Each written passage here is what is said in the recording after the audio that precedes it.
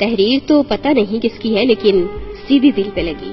جب ابا کی تنخواہ کے 350 روپے پورے خرچ ہو جاتے تب اماں ہمارا پسندیدہ پکوان تیار کرتی۔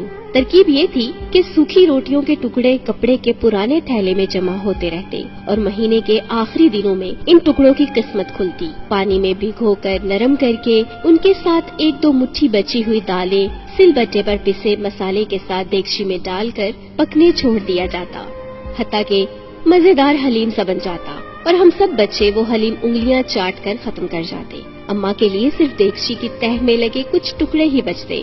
اماں کا کہنا تھا کہ کھرچن کا مزہ تم لوگ کیا جانو، اور اماں ایسی سگڑ تھیں کہ ایک دن گوبھی پکتی اور اگلے دن اسی گوبھی کے پتوں اور ڈنڈلوں کی سبزی بنتی، اور یہ کہنا مشکل ہو جاتا کہ گوبھی زیادہ مزے کی تھی یا اس کی ڈنڈلوں کی سبزی۔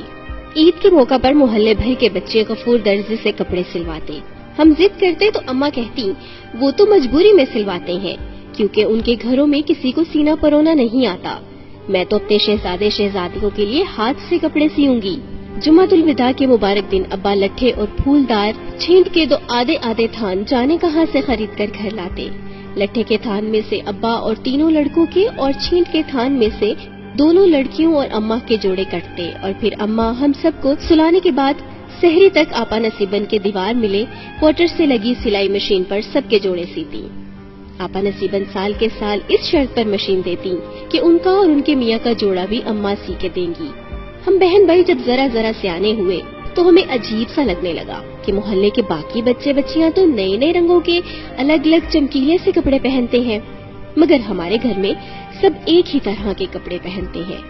مگر اماں کے اس جواب سے ہم مطمئن ہو جاتے کہ ایک سے کپڑے پہننے سے کنبے میں محبت قائم رہتی ہے، اور پھر ایسے چٹک پٹک کپڑے بنانے کا آخر کیا فائدہ جنہیں تم عید کے بعد استعمال ہی نہ کر سکو۔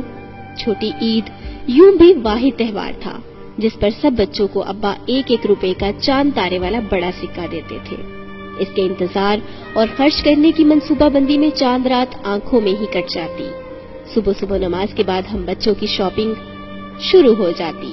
سب سے پہلے ہم بہن بھائی کوڈو کے تھیلے سے 1 پنی والی گول اینک خریدتے جسے پہن کر چال میں اتراہٹ سی آ جاتی۔ پھر سب کے سب چاندی کے ورک لگی میٹھی املی اس لالچ میں خریدتے کہ رفیق افیمچی ہر ایک کو املی دیتے ہوئے تیلی جلا کر املی میں سے شعلہ نکالے گا۔ پھر خانہ بدوشوں کے خوانچے میں بھرے مٹی کے کھلونوں اور رنگین کاغذ اور بانس کی لچکدار تیلیوں سے بنے گھگو گھوڑے کی باری آتی۔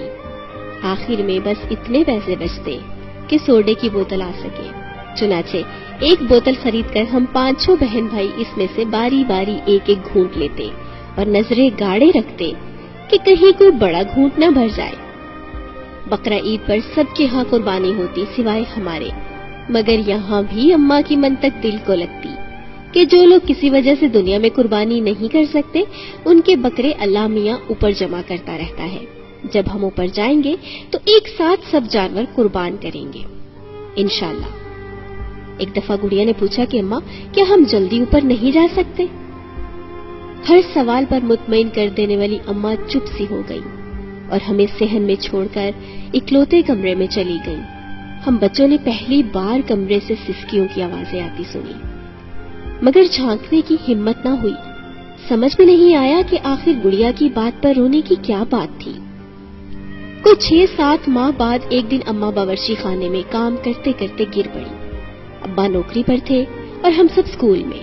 گھر آ کر پتا چلا کہ آپا نصیبن اماں کی چیخ سن کر دوڑی آئیں اور پھر گلی کی نکڑ پر بیٹھنے والے ڈاکٹر محسن کو بلا لائیں۔ ڈاکٹر صاحب نے کہا کہ اماں کا دل اچانک ساتھ چھوڑ گیا ہے۔ تدفین کے بعد ایک روز گڑیا نے میرا بازو زور سے پکڑ لیا اور یہ کہتے ہوئے پھوٹ پڑی کہ خود تو اوپر جا کر اگلی عید پر اکیلے بکرے کاٹیں گی اور ہمیں یہیں چھوڑ گئی۔